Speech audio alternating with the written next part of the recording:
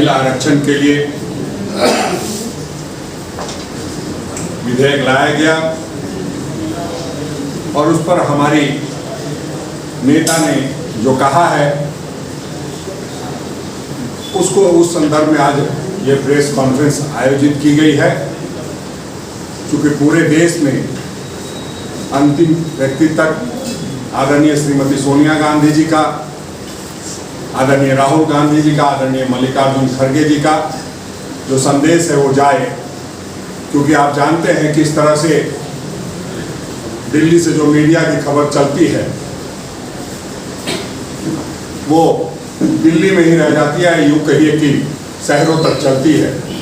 आप सभी जो हमारे साथी हैं, हमें ये विश्वास है कि आपकी खबरें पंचायतों तक पढ़ी जाती है, बूथ तक पढ़ी जाती है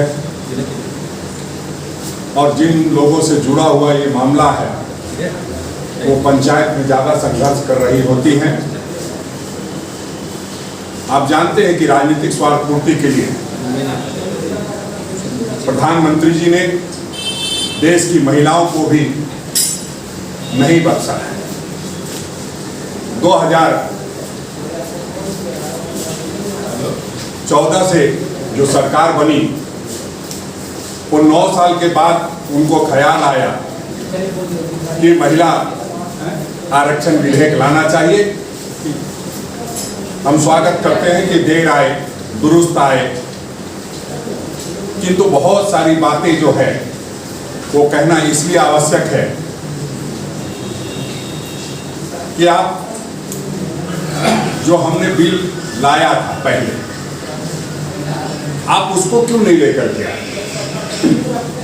जो एक सदन से पास हो चुका था उसको आपको लेकर के आना चाहिए था। जो 2010 में हम लोगों ने राज्यसभा में बिल पारित किया था वो कहाँ है? उसको लोकसभा में लाकर के आपने क्यों नहीं पारित करा दिया?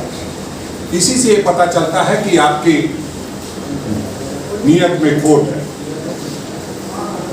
हमारी नेत्री आदरणीय श्रीमती सोनिया गांधी जी ने सदन में नारी शक्ति वंदन अधिनियम 2023 का पूर्ण रूप से समर्थन करते हुए यह साफ कर दिया कि कांग्रेस पार्टी ही वो पार्टी है जो वास्तव में महिला सशक्तिकरण की बात या उसको लागू करने को लेकर काम करती है।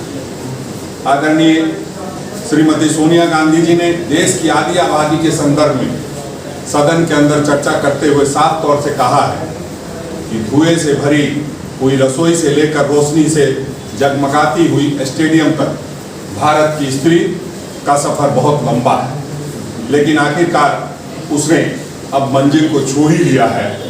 उसने जन्म दिया, उसने परिवार चलाया, उसने पुरुषों के बीच तेज दौड़ लगाई और असीम धीरज के साथ अक्सर खुद को हारते हुए लेकिन आखिरी बाजी में जीतते हुए देखा गया है। भारत की स्त्री के हृदय में महासागर जैसा धीरज है।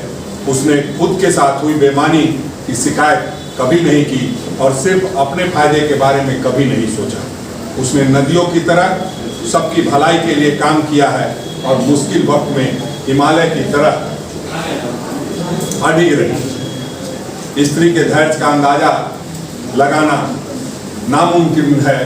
वह आराम को नहीं पहचानती और थक जाना भी नहीं जानती।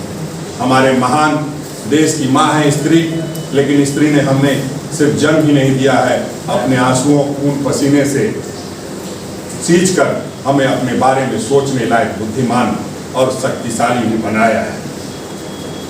आदरणीय श्रीमती सोनिया गांधी जी की ये बातें स्पष्ट करती हैं कि हमें कितनी संजीदगी से महिलाएं लेती हैं।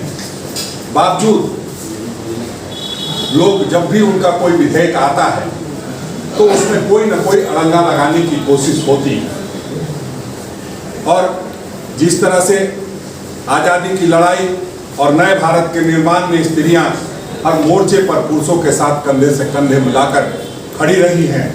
उदाहरण के तौर पर आप देखें तो सरोजिनी नायडू जी हों, सुचेता कृपलानी जी हों, अरुणा आसफ अली जी हों, विजया लक्ष्मी जी पंडित जी हों, राजकुमारी अमृत कौर जी हों और उनके साथ तमाम लाखों लाख महिलाओं से लेकर आज की तारीख तक स्त्री में कठिन समय में हर बार महात्मा गांधी, पंडित जवाहरलाल नेहरू, सरदार पटेल, बाबा साहब अम्बेडकर और मौलाना आजाद के सपनों को जमीन पर उतार कर दिखाने का काम किया है।